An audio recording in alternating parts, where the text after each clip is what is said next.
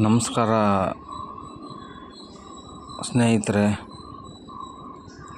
ನನ್ನ ಬಾಳಲ್ಲಿ ನಡೆಯಬಾರದಂಥ 2 ಘಟನೆಗಳು ನಡೆದವು. ಒಂದು ಮೊದಲನೇ ಮದುವೆ. 1 ವರ್ಷನೂ ಬಾಳ್ವೆ ಮಾಡಲಿಲ್ಲ ಮುಂದೆ. ಒಂದು 6 ತಿಂಗಳಿಗೆ ಕಿತ್ಕೊಂಡೋಯ್ತು ಆ ಮದುವೆ. ಡೈವರ್ಸ್ ಆಯಿತು. ಅದಾಗಿ 2 ವರ್ಷ ಆದಮೇಲೆ 2ನೇ ಮದುವೆ ಮಾಡಿಕೊಂಡೆ. ಅದು ಯಾಕೋ ಆಗ್ತಾ ಇಲ್ಲ. ಸುಮ್ಮನೆ ಹಂಗೆ ಡೈವರ್ಸ್ ಆಗದೆ ಹಂಗೆ ಇದ್ದೀನಿ. ಭಾಳ ಹಿಂಸೆ ಆಗ್ತಾಯಿದೆ. ಹೆಂಡ್ತಿ ಭಾಳ ಹಿಂಸೆ ಕೊಡ್ತಾವಳೆ. ಮಕ್ಕಳು 3 ಮಕ್ಕಳು ಭಾಳ ಹಿಂಸೆ ಕೊಡ್ತಾವ್ರೆ. ಏನು ಮಾಡಬೇಕಂತನೂ ಅರ್ಥ ಆಗ್ತಾಯಿಲ್ಲ. ಏನಾದರೂ ಮಾಡ್ಕೊಂಡು ತಿನ್ನಕ್ಕೆ ಹೋದ್ರೇನೋ ಹಿಂಸೆ. ನಮ್ಮದು ಇದು ಯಾಕೆ ಮುಟ್ತೀಯ? ನೀನೇನು ತಂದಿದ್ಯಾ? ನಾವು ತಂದಿದ್ದು ತರೋದೇ ನಾನು. ಏನಾಯ್ತಾ? ತರೋದೇ ನಾನು. ಅದ್ರಲ್ಲಿ ಬೇರೆ ಈ ಮುಂಡೆ ಮಕ್ಕಳು 4 ಜನ ನನಗೆ ಹಿಂಸೆ ಮಾಡ್ತಾವ್ರೆ. ಏನು ಮಾಡೋಕ್ಕೆ ಆಗ್ತಾಯಿಲ್ಲ. ಏನು ಮಾಡಬೇಕು ಅಂತಲೇ ನನಗೆ ಬರೇ ರಾತ್ರಿ ಹಗಲು ಇದೇ ಯೋಚನೆ ಆಗ್ಬಿಡೈತೆ. ಮೊದಲನೇ ಮದುವೆ ನಾನು ಮಾಡ್ಕೊಂಡಿಲ್ಲ. ಅದು ನನ್ನ ತಂದೆ ತಾಯಿ ಬಲವಂತವಾಗಿ ಮಾಡಿ ನಾನು ಮದುವೆನೇ ಆಗ್ಬಾರ್ದು ಅಂತ ಇದ್ದೆ. ನೋಡಿ ನಡೀತಾ ಇರೋ ಸಿಚುವೇಶನ್ಗಳು, ಈ ಗಂಡನ ಬಿಟ್ಟು ಮಿಂಡಿನ ಮಾಡ್ಕೊಳ್ಳೋದು, ಮಿಂಡಿನಿಗೋಸ್ಕರ ಗಂಡನ ಸಾಯಿಸೋದು ಪ್ರತಿದಿನ ನೋಡ್ತಾ ಇದ್ದೆ. ಅಲ್ಲಿ ಓಡೋದ್ಲಂತೆ, ಇಲ್ಲಿ ಓಡೋದ್ಲಂತೆ, ಗಂಡನ ಸಾಯಿಸಿದ್ಲಂತೆ, ಗಂಡ ಹೆಂಡ್ತಿ ಮಿಂಡ ಸೇರ್ಕೊಂಡು ಗಂಡನ ಸಾಯಿಸಿದ್ರಂತೆ. ಇದೇ ನೋಡಿ ಮದುವೆನೇ ಆಗಬಾರ್ದಂತ ಇದ್ದೆ. ಅದ್ಯಾವುದೋ ಇದಲ್ಲೇ ನಮ್ಮ ತಂದೆ ತಾಯಿ ಅನ್ನೋರು ಬ್ರೈನ್ ವಾಶ್ ಮಾಡಿ ನನಗೆ ಮದುವೆ ಆಗೋ ಒಂದು ಹೆಣ್ಣು ನೋಡಿದ್ದೀವಿ ಅಂಥೇಳಿ, ಅದು ತಲೆಯೆಲ್ಲ ಬಿಳಿ ಕೂದಲು, ಮೈಯೆಲ್ಲ ಒಂಥರ ಬಿಳಿ ಮಚ್ಚೆ, ಏನು ನೋಡೋಕ್ಕೇನು ಚೆನ್ನಾಗಿಲ್ಲ. ಹಲ್ಲುಗಳು ಮುರಿದೋಗಿದ್ವು 2-3. ಆದರೂ ಏನೋ ನನ್ನ ಅದೃಷ್ಟದಲ್ಲಿ ಇತ್ತೇನೋ ಆಗೋದ್ರೆ ಹೆಂಗೋ ಜೀವನ ಸಾಗಿಸ್ತಾಯಿತ್ತು.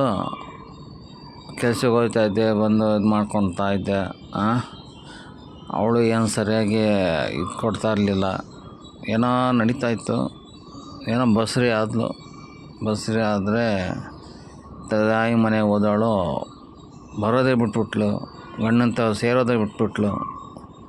ಕೇಳಕ್ಕೆ ಹೋದರೆ ನಮ್ಮ ಮಗಳನ್ನ, ನಮ್ಮ ತಂಗಿನ ಕಳ್ಸಲ್ಲ ಅಂತ ಅಣ್ಣ ಅಂದಿರೋ, ನನ್ನ ಮಗಳನ್ನ ಕಳ್ಸಲ್ಲ ಅಂತ ತಂದೆ ತಾಯಿಗಳು. ನಾನು ಏನು ಮಾಡಲಿ ಇವಾಗ? ಇಲ್ಲೇ ಊಟಕ್ಕೂ ತೊಂದರೆ, ನಾನೇ ಸಾಯಬೇಕು, ಮಾಡ್ಕೊಂಡು ತಿನ್ನಬೇಕು. ಬಿಡೋಂಗಿಲ್ಲ, ಕಟ್ಕೊಂಡಂಗಿಲ್ಲ. ಯಾಕಂದರೆ ನಮ್ಮ ತಾಯಿ, ಸಾಕಿದ ತಾಯಿ ಲೀಸ್ಗಂತ ಒಂದು 40,000 ಕೊಟ್ಟಿದ್ಲು. ನೀನು ಅವ್ರ ಮನೆ ಹಳ್ಳಿ ಆಗಿ ಇರಬೇಡ, ನೀನೇ ಸಪ್ರೇಟ್ ಮನೆ ಮಾಡು ಅಂಥೇಳಿ. ಓಲಿ ಅಂಥೇಳಿ 40,000 ತಗೊಂಡೋಗಿ ಕೊಟ್ಟೆ. ಅವ್ರು ಇಟ್ಕೊಂಡು ಅವ್ರ ಮನೆ ಇದ್ದಿದ್ದು ಕೊಟ್ಟರು ಸಪ್ರೇಟು. ಅವ್ರ ಮನೆಯೇ. ಆಮೇಲೆ ಹಂಗೆ ನಡೀತಾಯಿತ್ತು. ಒಂದು 6-7 ತಿಂಗಳು ನಡೀತು. ಬಸ್ರಿ ಆದಳು. ಮನೆಗೆ ಹೋದವಳು, ತಾಯಿ ಮನೆಗೆ ಹೋದಳು, ಬರಲೇ ಇಲ್ಲ. ಕೇಳಕ್ಕೆ ಹೋದರೆ ನಮ್ಮ ಮಗಳು ಇನ್ನು ಆ ಮಗು ಇದಾಗುತ್ತೆ, ಕಳಿಸಲ್ಲ, ಸುಧಾರಿಸ್ಕೊಳ್ಬೇಕು, ರೆಸ್ಟ್ ತಗೊಳ್ಬೇಕು ಮಗಳು, ಏನು ಮಾಡಿಸಲ್ಲ, ನೀನೇನು ಮಾಡ್ಕೊಂಡು ತಿನ್ನು, ಇಲ್ಲ ಹೋಟೆಲ್ ತಿನ್ನು ಅಂಥೇಳಿ ಜಬರ್ದಸ್ತ್ ಮಾಡೋದು. ಏನು ಮಾಡೋದು ನಾನು? ಏನೋ ಹಂಗೂ ಹಿಂಗೂ ಮಾಡ್ಕೊಂಡು ನಾನೇ ತಿಂದೆ. ಬಟ್ಟೆ ಒಗೆಯೋದು,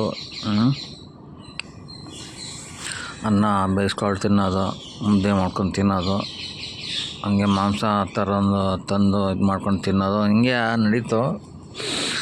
ಆಮೇಲೆ ಬರೋದೇ ಬೇಡವಾ, 1 ವರ್ಷ ಆದರೂ ಮಗು ಹುಟ್ಟಿದ ಮೇಲೆ ಬರೋದೇ ಬೇಡವಾ. ಆಮೇಲೆ ಹಂಗೆ ಜಗಳ ಶುರು ಆಯಿತು. ನಿಮ್ಮ ಮಗ ದುಡಿಯೋಲ್ಲ ಸರಿಯಾಗಿ, ತಂದಾಕಲ್ಲ ಹೆಂಡ್ತಿಗೆ, ನಾವು ಕಳ್ಸಲ್ಲ ಅಂತ ಇಟ್ಕೊಬಿಡೋದು. ಕೊನೆಗೂ ಕಳಿಸ್ಲೇ ಇಲ್ಲ. ಮದುವೆ ಮಾಡಿಕೊಟ್ರು. ಅವ್ರ ಮನೇಲಿ ಇರಬಾರ್ದಂತ ನಮ್ಮ ತಾಯಿ 40,000 ಕೊಟ್ಟರು. ಅದು ತಗೊಂಡು ನಾವು ಕೊಟ್ಟೆ. ಇಟ್ಕೊಂಡು ಬೇರೆ ಮನೆ ಅವ್ರದ್ದೇ ಒಂದು ಮನೆ ಇತ್ತು, ಕೊಟ್ಟರು. ಅದರಲ್ಲೇ ಸಂಸಾರ ಮಾಡಿದ್ವಿ ಒಂದು 6-7 ತಿಂಗಳು. ಅಷ್ಟರಲ್ಲಿ ಬಸ್ರಿ ಆದಳು. ಬಸ್ರಿ ಆಗಿ ಮಗು ಹುಡ್ತು, ಹೆಣ್ಮಗು. ಬರೋದೇ ಬೇಡವ. ಹಿಂಗಾಗಿ ಅದು 2 ವರ್ಷ ನಡೀತು. ಇವಾಗ ನಾನು ಒಬ್ಬನೇ ಇದ್ನಲ್ಲ, ಎಷ್ಟು ದಿನ ಅಂತ ಇರ್ತೀನಿ, ಇರೋಕ್ಕಾಗುತ್ತೆ? ಅಡುಗೆ ಮಾಡ್ಕೊಂಡು ತಿನ್ನೋದು, ಕೆಲ್ಸಕ್ಕೆ ಹೋಗೋದು, ಹೋಗ್ಬಿಟ್ಟೆ. ನಮ್ಮ ದುಡ್ಡು ಕೊಡಿ, ಲೀಸಿಗೆ ಕೊಟ್ಟಿದ್ದ ದುಡ್ಡು ಹೆಂಗೋ ನಾವು ನಮ್ಮ ತಾಯಿ ತಂದೆ ಮನೆಗೆ ಹೋಗ್ಬಿಟ್ಟು ಅಲ್ಲೇ ಆದರೂ ನಮ್ಮ ಜೀವನ ನಡೆಸ್ತೀನಿ ಅಂಥೇಳಿ ಕೊಟ್ಟಿದ್ದ ದುಡ್ಡು ಕೊಟ್ಟರು. ಅದು ಏನೋ ಸುಮ್ಮನೆ ಕೊಡಲಿಲ್ಲ. ಜಗಳ ಆಡಿ ನ್ಯಾಯ ಪಂಚಾಯತ್ ಮಾಡಿ ಆಮೇಲೆ ಯಾರಿಗೋ ಮನೆಗೆ ಕೊಟ್ಟು ಲೀಸಿಗೆ ದುಡ್ಡು 35,000 40,000 ಕೊಟ್ಟರು. ಕೊಟ್ಟಿದ್ದ ದುಡ್ಡು ಕೊಟ್ಟರು. ಆಮೇಲೆ ಇನ್ನೂ ಡೈವರ್ಸ್ ಆಗಿರಲಿಲ್ಲ. 2003 ಮದುವೆ ಆಗಿದ್ದು. 2004 ಆಗಸ್ಟಲ್ಲಿ ಡೈವರ್ಸ್ ಆಯಿತು. ಅದು ಹೆಂಗಪ್ಪ ಡೈವರ್ಸ್ ಆಯಿತು ಅಂದರೆ, ನಾನು ಹಂಗೆ ಹಿಂಗೆ ಇದ್ದೆ ಮನೇಲಿ, ನಮ್ಮ ತಂದೆ ತಾಯಿ ಮನೇಲಿ. ಆಮೇಲೆ ನಮ್ಮ ತಂದೆ ತಂಗಿ ಮಗ ಬಂದು ಅವನು ದುಬೈಗೆ ಹೋಗ್ತಾಯಿದ್ದ. ದುಬೈಗೆ ಹೋದವನು ಒಂದ್ಸಲ ಬಂದು ಹಂಗೆ ಒಂದ್ಸಲ ನಮ್ಮ ಮನೆಗೆ ಬಂದು ಹೋದವನು ಪ್ಲೇನ್ ಮಿಸ್ ಆಗೋಯ್ತು. ಪ್ಲೇನ್ ಮಿಸ್ ಆದಮೇಲೆ ಬಂದು ನಮ್ಮ ಮನೆಗೆ ನಮ್ಮ ತಂದೆ ತಾಯಿ ಮನೆಗೆ ಬಂದು ತಿನ್ಕೊಂಡು, ಅವ್ರ ಅಕ್ಕನ ಬಂದಿದ್ಲು, ಅದೇ ನಮ್ಮ ಹೆಣ್ಣು ಕೊಟ್ಟವಳಲ್ಲ, ಎಣ್ಣೆ ಹೆಣ್ಣು, ಅವ್ರ ತಾಯಿ. ಅವ ಇನ್ನೂ ಕೊಟ್ಟಿರಲಿಲ್ವಲ್ಲ, ಅತ್ತೆ ಮಗಳು ಸುಮ್ಮನೆ. ಇವಾಗ ಅತ್ತೆ ಮಗಳು ಮತ್ತು ಅತ್ತೆ ನನಗೆ. ಹಿಂಗೆ ಎಷ್ಟು ದಿನ ಅಂತ ಇರ್ತೀಯ, ಚೆನ್ನಾಗಳೆ ನನ್ನ ಅಕ್ಕನ ಮಗಳು, ಮದುವೆ ಮಾಡ್ಕೊ ಅಂತೇಳಿ ಅವನು ಬ್ರೈನ್ ವಾಶ್ ಮಾಡಿ ಅವನು ಹೇಳಿ ಅಕ್ಕನ ಗಂಡನಿಗೆ ಹೇಳಿ, ಗಂಡನಿಗೆ ನಾನು ಕೊಡೋಕ್ಕೆ ಇಷ್ಟ ಇಲ್ಲ. ಏನು ದುಡಿತಾನೆ, ಮನೆಯಿಲ್ಲ, ಸ್ವಂತ ಮನೆಯಿಲ್ಲ, ಸ್ವಂತ ಕೆಲಸ ಇಲ್ಲ, ಗೌರ್ಮೆಂಟ್ ಕೆಲಸ ಇಲ್ಲ ಅಂಥೇಳಿ ಕೊಡೋಕ್ಕೆ ಮನಸ್ಸಿಲ್ಲ ಅವನಿಗೆ. ಯಾರಿಗೆ? ಅಪ್ಪನಿಗೆ. ತಾಯಿಗೇನೋ ಮನಸ್ಸಿದೆ, 2 ಮನಸ್ಸು, ಕೊಡಬೇಕಾ ಬೇಡವಾ ಅಂಥೇಳಿ 2 ಮನಸ್ಸು. ಹಂಗೆ ಮಾಡಿ ಮದುವೆ ಮಾಡಿಕೊಟ್ರು. ಸುಮ್ಮನೆ ಮದುವೆ ಮಾಡಿಕೊಟ್ಟಿಲ್ಲ. ನನ್ನ ಅಕೌಂಟಲ್ಲಿ ಒಂದು 25,000 ಇತ್ತು, 50,000 ಇತ್ತು. ಅದರಲ್ಲಿ ಏನೇನೋ ಆಯಿತು, ಟಿ ವಿ ಅದು ಇದು ತಗೊಂಡು, ನಾನು ತಗೊಳ್ಬಾರ್ದೆಲ್ಲ ತಗೊಂಡು ಖರ್ಚು ಮಾಡಿಬಿಟ್ಟೆ. ಆಮೇಲೆ ಒಂದು 25 ಇಟ್ಕೊಂಡಿದ್ದೆ. 25ರಲ್ಲಿ ಮದುವೆ. ಆವಾಗ ಚಿನ್ನ ಕಮ್ಮಿ, ಬಟ್ಟೆನೂ ಕಮ್ಮಿ. ಆವಾಗ ಹೆಣ್ಣು ಬಟ್ಟೆಗಳು, ಮದುವೆ ಆಗೋವಂಥ ಬಟ್ಟೆಗಳೆಲ್ಲ ಕಮ್ಮಿನೇ. ಆವಾಗ ಶಿವಾಜಿನಗರ ಹೋಗಿ ಚಿನ್ನ ಅವಾಗ ಕಮ್ಮಿ ಅಲ್ವಾ. ಯಾವಾಗ 2003ರಲ್ಲಿ, 2004 2006ರಲ್ಲಿ 2006 ಆಗಸ್ಟ್. ಅವಾಗ ಏನು ಒಂದು ನೆಕ್ಲೆಸ್ ಒಂದು 11,000, ಬಟ್ಟೆ ಬರೆ ಎಲ್ಲ ಒಂದು 5-10,000. ಹೀಗಾಗಿ ಮದುವೆ ಆಯಿತು. ಮದುವೆ ಆದಮೇಲೆ ಹಿಂಗಾಗಿ ಭಾಳ ಹಿಂಸೆ. ಇವಳು ಬರೇ ಹಿಂಸೆ, ಬರೇ ಹೋಗಿ ಕುತ್ಕೊಂಡು ಮಾತಾಡೋಕೆ ಹೋದ್ರೆ ಆಡೋಳು. ಇವಳು ಎಣ್ಣೆ ಆಳು. ಏನು ಯಾಕೆ ಮುಟ್ಟಕ್ಕೆ ಹೋದ್ರೆ ಮಾತಾಡೋಕೆ ಹೋದ್ರೆ ಅಳ್ತಾಳೆ ಇವಳು ಅಂತ ಹೇಳಿದ್ರೆ, ಈ ಮ್ಯಾಟ್ರು ನಮ್ಗೆ ಗೊತ್ತಿಲ್ಲ. ಏನು ಮ್ಯಾಟ್ರು? ಅವ್ರ ಮಾಮನ ಮಗ ಇದ್ದ ಮೊಯ್ದೀನ್ ಅಂತೇಳಿ, ಅವನ ಮೇಲೆ ಇಷ್ಟಪಟ್ಬಿಟ್ಟವಳು ಅವಳು. ಅವನು ಬರೋನು ಹೋಗೋನು ಮೊಯ್ದೀನ್ ಅಂತ ಆರು ಬೆಳ್ಳು ಇದೆ ಅವನಿಗೆ, ಸರ್ದಾರ್ಗೆ.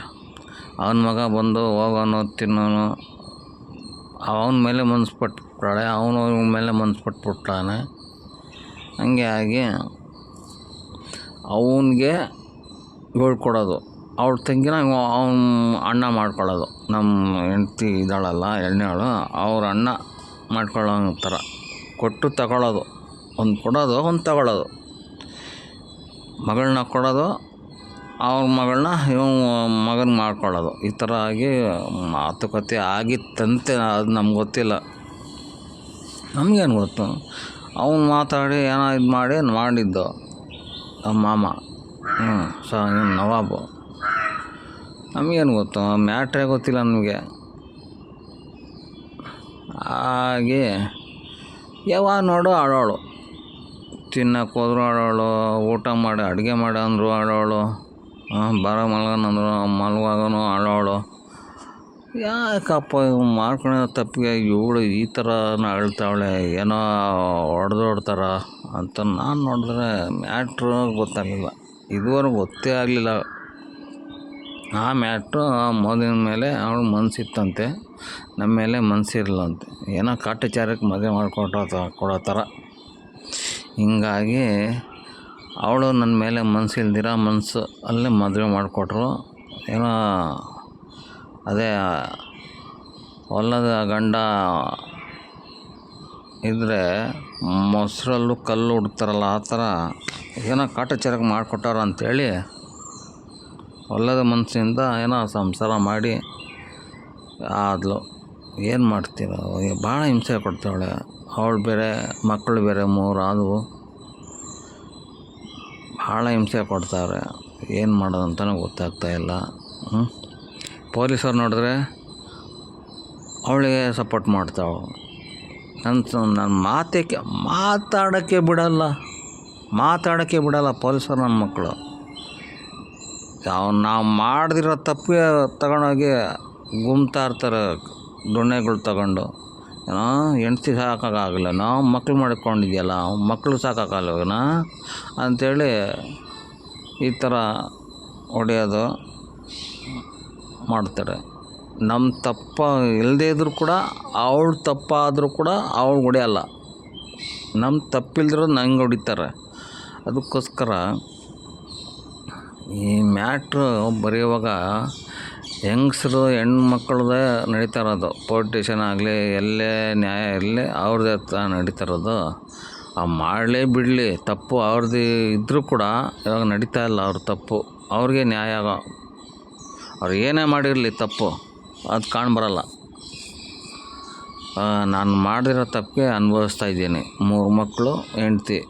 ಏನು ಮಾಡೋಕೆ ತಿಂದ್ರೂ ಗಲಾಟೆ, ಬಡಿದಾಟ, ಬೈಗಳು. ನಾವು ತಂದಿದ್ದು ಯಾಕೆ ಮುಟ್ಚ್ಯ, ನಾವು ತಂದಿದ್ದು ಯಾಕೆ ಮುಟ್ಚ್ಯ ನಮ್ಮದು ಅಂತ ಮಕ್ಕಳು. ಅವಳ ಏನೇನೋ ಹಿಂಸೆಗಳು. ನಮಗೆ ಭಾಳ ಹಿಂಸೆ ಆಗ್ತಾಯಿದೆ. ಏನು ಮಾಡೋದು ಅಂತಲೂ ಗೊತ್ತಾಗ್ತಾಯಿಲ್ಲ. ನಮ್ಗೆ ನ್ಯಾಯ ಕೊಡಿಸಿ ತಂದೆ ತಾಯಿಗಳು ಲಾಯರ್ಗಳ ಇಟ್ಬಿಟ್ಟು ಕೋರ್ಟ್ಗಳಲ್ಲಿ ಏನೋ ನ್ಯಾಯ ಕೊಡಿಸೋ ಥರ ಮಾಡಿ, ನಮಗೆ ನ್ಯಾಯ ಬೇಕು, ನನಗೆ ನ್ಯಾಯ ಬೇಕು. ಯಾರೂ ನಮ್ಮ ಮಾತು ಕೇಳ್ತಾಯಿಲ್ಲ. ಅವ್ರ ತಂದೆ ಸತ್ತೋದ, ತಾಯಿ ಇದ್ದಾಳೆ, ಅಣ್ಣ ಒಬ್ಬ, ತಮ್ಮ ಒಬ್ಬ ಇದ್ದಾನೆ. ಅಣ್ಣ ಫಿರೋಜ್ ಅಂತ, ತಮ್ಮ ಜಮೀರ್ ಅಹಮದ್ ಅಂತ. ಏನು ಮಾಡೋದು ಅಂತಲೂ ಗೊತ್ತಾಗ್ತಾಯಿಲ್ಲ. ಬಿಡೋಕ್ಕೂ ಆಗ್ದಿರ, ಕಟ್ಕೊಳ್ಳೋಕ್ಕೂ ಆಗ್ದಿರ, ಇಟ್ಕೊಳ್ಳೋಕ್ಕೂ ಆಗ್ದಿರ ತೊಳ್ಳಾಡ್ತಾಯಿದ್ದೀನಿ. ಎಷ್ಟು ಸಂಪಾದನೆ ಮಾಡಿದ್ರು ತಿನ್ನೋಕ್ಕಾಗ್ತಾಯಿಲ್ಲ. ಬರೇ ಒಡವೆ. ಒಡವೆಗೆ ಚೀಟಿ ಕಟ್ಟಿ ಒಡವೆ ತಗೊಂಡಿದ್ದಾಯಿತು. ಇವಾಗ ಅದು ಇಟ್ಟು ಗಿರಿವಿ ಅಂಗಡಿಯಲ್ಲಿ ಇಟ್ಟು ಬ್ಯಾಂಕಲ್ಲಿ ಇಟ್ಟು ಅದನ್ನು ಬಿಡಿಸ್ಕೊಳ್ಳೋಕ್ಕೆ EMI ಕಟ್ಟೋಕ್ಕೆ ಬಡ್ಡಿ ಕಟ್ಟೋಕ್ಕೆ ಆಗ್ತಾಯಿದೆ. ತಿನ್ನೋಕ್ಕೇನು ಸಿಗ್ತಾಯಿಲ್ಲ ಬಾಯಿಗೆ.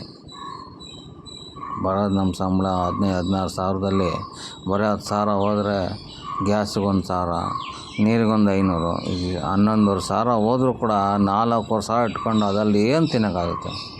ಎಲ್ಲ ಬೆಲೆ ಹೆಚ್ಚಾಗ್ಬಿಟ್ಟೈತೆ.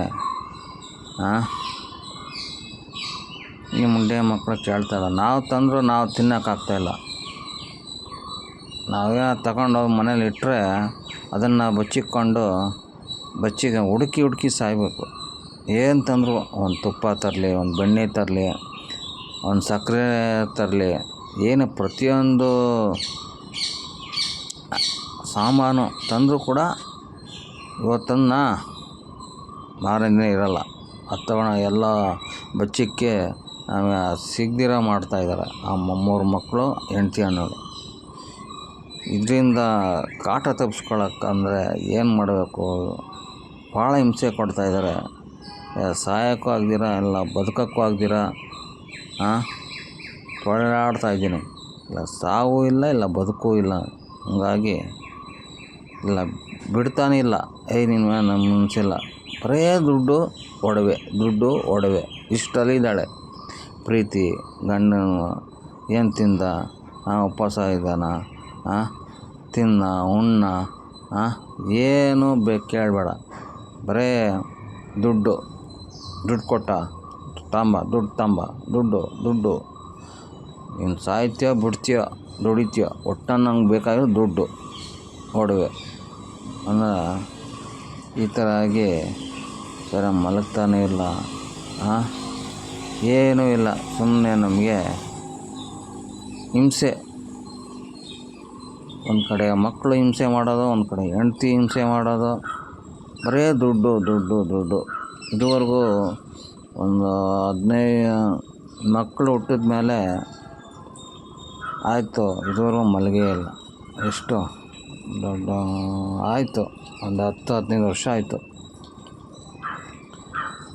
ಅವಾಗಿಂದನೂ ಇದೇ ಥರ ಆಗ್ತಾಯಿದೆ. ಬರೇ ಇದೆ. ಎಷ್ಟು ದುಡಿದ್ರೂ 16 ಸಾವಿರ ಬರ್ತಪ್ಪ ನನಗೆ. 16 ಸಾವಿರದಲ್ಲಿ 10 ಸಾವಿರ ಬ್ಯಾಂಕ್ ಹೋಗುತ್ತೆ, 1 ಸಾವಿರ ಗ್ಯಾಸಿಗೆ ಹೋಗುತ್ತೆ, 500 ನೀರಿಗೆ ಹೋಗುತ್ತೆ. ಹೀಗಾಗಿ ಬರೇ ದುಡ್ಡು ಕೊಡು. ಏನು ತಂದು ಹಾಕಿದ್ದೀನೋ, ಏನು ಹೋಗ 10 ಸಾವಿರ ಬ್ಯಾಂಕ್ ಹೋಗುತ್ತೆ, 1 ಸಾವಿರ ಗ್ಯಾಸ್ಗೆ ಹೋಗುತ್ತೆ. ಅದೇನು ಕೇಳಬೇಡ, ಒಳ್ಳೆ ದುಡ್ಡು ಕೊಡು. ಇದೇ ಆಗೋಯ್ತು. ಏನೋ ಮಕ್ಕಳು ಅಷ್ಟೇ, ಏನಾದರೂ ಹೋಗಿ ಮಾಡ್ಕೊಂಡು ತಿನ್ನೋಕ್ಕೂ ಕೊಡೋಲ್ಲ. ನೀನು ತಂದಿದ್ದ, ನಮ್ಮ ತಾಯಿ ತಂದಿದ್ದು ನೀನು ತಂದಿದ್ದ ಅಂಥೇಳಿ ಹಿಂಸೆ, ಬರೇ ಹಿಂಸೆ, ಹೊಡೆದಾಟ. ಏನಾದರೂ ಕೊಡಿದ್ರೆ ಏನು ಕಡ್ಡಿ ತಗೊಂಡು ಹೊಡೆಯೋದು, ಚುಚ್ಚೋದು, ಚಾಕು ತಗೊಂಡು ಈ ಥರ ಮಾಡ್ತಾಯಿದ್ದಾರೆ. ಇವಾಗ ಏನು ಮಾಡಬೇಕು? ಹಿಂಸೆ, ಭಾಳ ಹಿಂಸೆ ಆಗ್ಬಿಟ್ಟಿತ್ತು ನನಗೆ. ಈ ಕಡೆ ಸಾಯೋಕ್ಕೂ ಆಗ್ದಿರ, ಈ ಕಡೆ ಬದುಕೋಕ್ಕೂ ಆಗ್ತಾಯಿಲ್ಲ. ಈ ಥರ ಆಗ್ತಾಯಿದೆ. ಏನು ಮಾಡೋದು? ಯಾರಿಗೆ ಹೇಳೋದು? ನಮ್ಮ ಮಾತೇ ಕೇಳಲ್ಲ. ನಮ್ಮ ನ್ಯಾಯನೂ ಕೊಡಿಸ್ತಾಯಿಲ್ಲ ಯಾರು. ಪೊಲೀಸರ ಹತ್ರ ಹೋದರೆ ಅವರು ನ್ಯಾಯ ಕೇಳಿ ನಂಗೆ ಹೊಡಿತಾರೆ. 1ಕ್ಕೆ 4 ಸುಳ್ಳು ಹೇಳೋದು, ಅವ್ರ ಮಾತೇ ಕೇಳ್ತಾರೆ ಪೊಲೀಸರು. ನಾವು ಮಾಡದಿರೋ ತಪ್ಪಿಗೂ ನಾವು ಶಿಕ್ಷೆ ಅನುಭವಿಸ್ಬೇಕು. ಅವ್ರು ಮಾಡಿರೋ ತಪ್ಪು ಏನು ಅವ್ರ ಶಿಕ್ಷೆನೇ ಇಲ್ಲ. ಬರೀ 24 ಶಿಕ್ಷೆಗೂ ಮಾಡಿದ್ರು ಕೂಡ ಅವ್ರಿಗೆ ಶಿಕ್ಷೆ ಇಲ್ಲ. ನಮಗೆ ಏನು ಮಾಡಿದ್ರು, ತಂದಾಕಿದ್ರು, ಒಡವೆ ಬಟ್ಟೆ ಎಲ್ಲ ತಂದಾಕಿದ್ರು, ನಮಗೆ ಶಿಕ್ಷೆ ತಪ್ಪಿದ್ದಿಲ್ಲ. ಏನು ಮಾಡೋದು? ಇಂಥವ್ರನ್ನ ಕಟ್ಕೊಂಡು 2 ಮದುವೆ ಆದೆ. 2 ಮದುವೆಯವರು ಇದೇ ನನಗೆ ಮೋಸ ಆಯಿತು. ಅದೇನೋ ಬಿಟ್ಟಾಕೋ, 1 ವರ್ಷಕ್ಕೆ ಕಿತ್ಕೊಂಡು ಹೋಯ್ತದು. ಇದು 20 ವರ್ಷ ಆಗ್ತೈತೆ. ಆಗಸ್ಟ್ 25 ಬಂದರೆ ಕರೆಕ್ಟಾಗಿ 20 ವರ್ಷ. ಇವಾಗ ಮೇ 9 ಬಂದರೆ ಮಗನಿಗೆ 19 ವರ್ಷ. ಆ ಕಡೆ 1 ವರ್ಷ, 20 ವರ್ಷ. ಏನು ಮಾಡೋದು? ಹೆಂಗೆ ಬದುಕಬೇಕು? ಹೆಂಗೆ ಸಾಯಬೇಕು? ಒಂದು ಅರ್ಥ ಆಗ್ತಾಯಿಲ್ಲ. ನಮ್ಮ ಕಷ್ಟ ಸುಖ ಯಾರು ಕೇಳೋರಿಲ್ಲ. ಅಂತ ಗೊತ್ತಿಲ್ಲ.